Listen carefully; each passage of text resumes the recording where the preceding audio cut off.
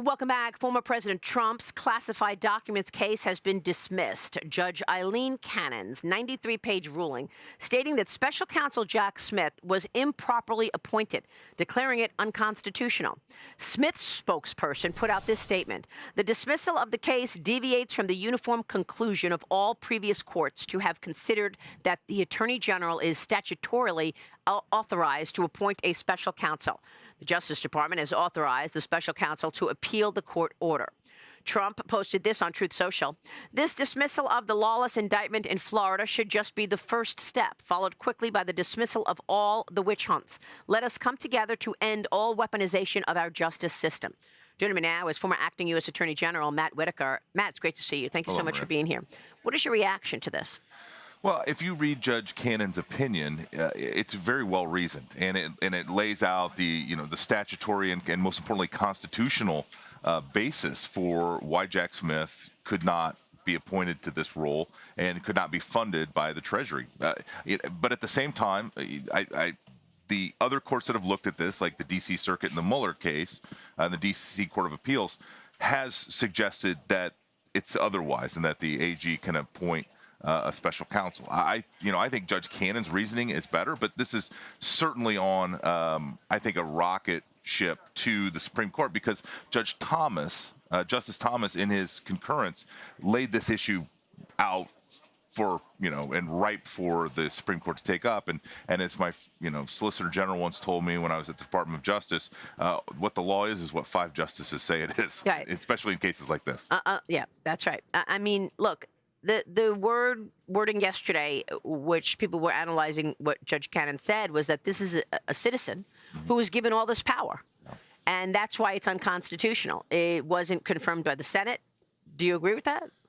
Absolutely. I mean, the whole idea of appointments is that somehow that, first of all, these positions are authorized by a law, an act of Congress, and then that the appointments are confirmed by the Senate. Right. So the counter argument is then the Attorney General can appoint scores of special counsels and just release them on the world. Right. Obviously, there needs to be a mechanism where the entire Department of Justice has a conflict, that there's some mechanism to handle that. But again, it has to be consistent with our Constitution. Yeah. You can't just say, oh, we have a problem, so we're going to create a solution when it's not authorized by the Constitution. So President Biden weighed in on the dismissal of this case last night in an interview with NBC. Watch this. I'm not surprised. It comes from the immunity decision the Supreme Court ruled on, and Clarence Thomas, in his dissent, said that independent prosecutors appointed by the Attorney General aren't legit. I had an independent prosecutor look at me. They spent months on mine going through, and I was totally cooperative, and they looked at me and concluded I didn't do a damn thing wrong. Well, I don't know that that's true, that they said he didn't do a damn thing wrong. What do you think? No, they said he was essentially a feeble old man with a poor memory that Robert Hur said would not be compelling to take to a jury.